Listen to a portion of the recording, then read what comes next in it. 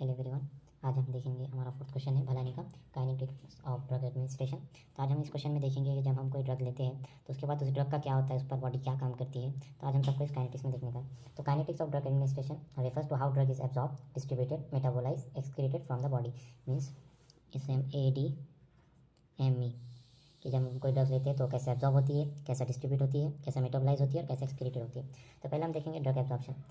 Drug absorption में this is the process by which a drug enters the blood stream. यानी जब हम कोई ड्रग लेते हैं तो हमारे ब्लड में कितनी हमको वो ड्रग हमको हमारे ब्लड में कितनी अवेलेबल होती है और हम कितना एब्जॉर्ब करते हैं, इसे कहते हैं ड्रग एब्जॉर्प्शन। तो इसका मेन मैकेनिज्म है, एक तो पैसिव डिफिजन होता है, फैसिलिटेटेड डिफिजन होता है, ये एक्टिव डिफिजन से भी हो सकती है, या एक्सोसाइटोसिस या एंडोसाइटोसिस से भी होता है। मीन्स पैसिव डिफिजन ये तो हमको पता है कि अगर ड्रग का कहीं एब्जॉर्प्शन, ड्रग का जो कंसंट्रेशन वो बहुत ज़्यादा है तो drug will flow from higher concentration to lower concentration. Facilitated diffusion means यहाँ कोई मेम्ब्रेन पर कोई रिसेप्टर होगा जो हमारी ड्रग को जो है सेल के अंदर ला लेंगे।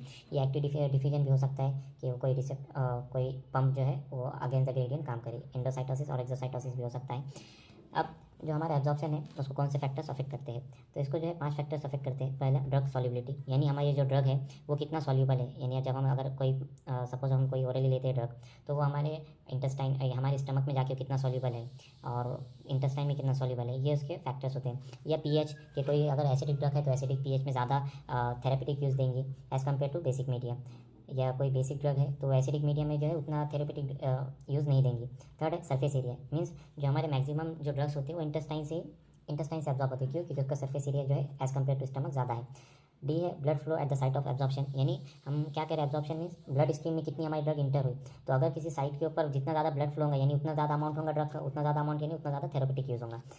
ई फर्स्ट पास मेटाबॉलिज्म, यानी हमारा जो लीवर है वो ड्रग को कितना मतलब फर्स्ट पास मेटाबॉलिज्म क्या होता है कि जो हमारा लीवर कितना मेटाबोलाइज कर रहा है। तो अगर कोई ड्रग है जैसे नाइट्रोग्लिसरीन, उसका जो है फर्स्ट पास मेटाबॉलिज्म बहुत ज़्यादा है तो उसका जो एब्जॉर्प्शन होगा वो क्या हो जाएगा, अफेक्ट हो जाएगा फर्स्ट पास मेटाबॉलिज्म के लिए। यानी जो लीवर है वही पूरी अपनी ड्रग को खा ले रहा है और ब्लड स्ट्रीम में कुछ आ नहीं रही है।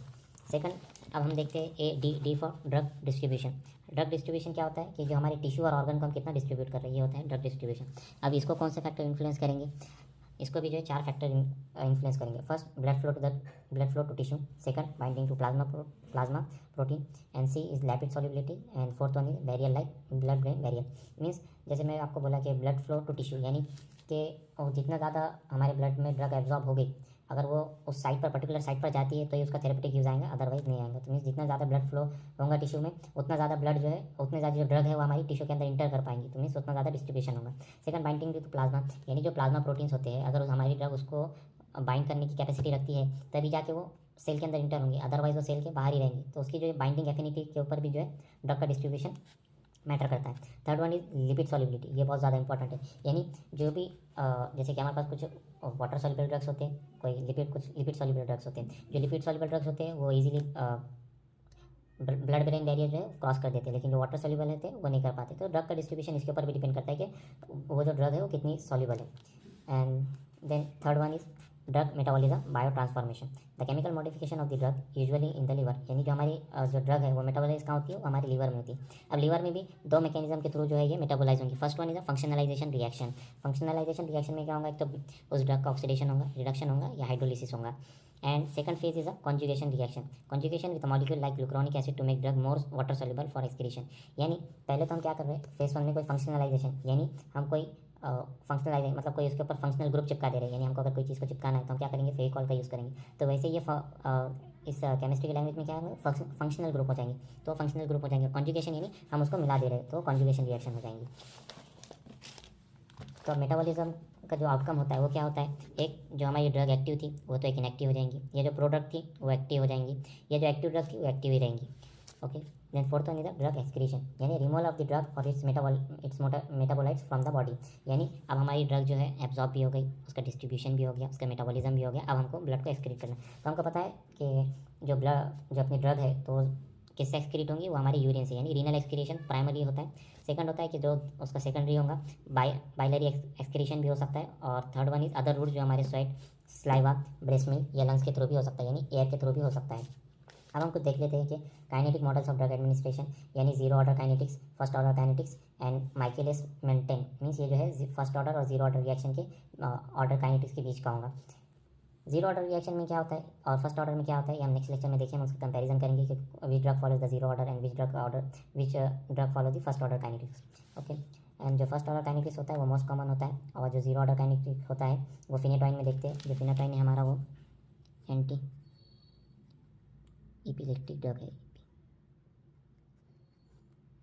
ये जो है हम इसे एपिलेप्सी में देते हैं। एंड फार्माकाइनेटिक्स के कुछ पैरामीटर्स होते हैं। First, bioavailability, volume of distribution, clearance and half life. So ये हमारा ऐसे क्यों फिनिश होता है, क्योंकि ये ऐसे क्यों है, तो हमको इसमें जो है बहुत ज़्यादा हर चीज़ को एक्सप्लेन नहीं करना है। जितना मेन उसके काइनेटिक्स होता है बस वही 4 पॉइंट लिखना है। एक बार हम जल्दी से रिवाइज कर लेते हैं कि हमारे जो काइनेटिक्स ऑफ ड्रग क्या होता है, कि जो ड्रग एब्जॉर्ब हो रही है इसका डिस्ट्रीब्यूशन, मेटाबॉलिज्म और एक्सक्रीशन फ्रॉम द बॉडी, ये जो है ड्रग का काइनेटिक्स होगा। उसमें हम सिर्फ फर्स्ट में हीडिंग डाल देंगे, ड्रग एब्जॉर्प्शन की डेफिनेशन लिखेंगे, उसका मैकेनिज्म ऑफ एब्जॉर्प्शन में जो है ये इसके 4 पॉइंट में किसके थ्रू जो है इसका एब्जॉर्प्शन होता है, किस प्रोसेस के थ्रू होता है, तो ये 4 पॉइंट और उसको फैक्टर अफेक्टिंग कर लेंगे। और फिर सेकंड इसमें हम डाल देंगे ड्रग का डिस्ट्रीब्यूशन, ड्रग डिस्ट्रीब्यूशन जो है उसकी डेफिनेशन, उसको कौन से फैक्टर इन्फ्लुएंस कर रहे हैं। थर्ड वन, ड्रग मेटाबॉलिज्म की डेफिनेशन, वो किस फेज़ में होता है हम वो लिख देंगे।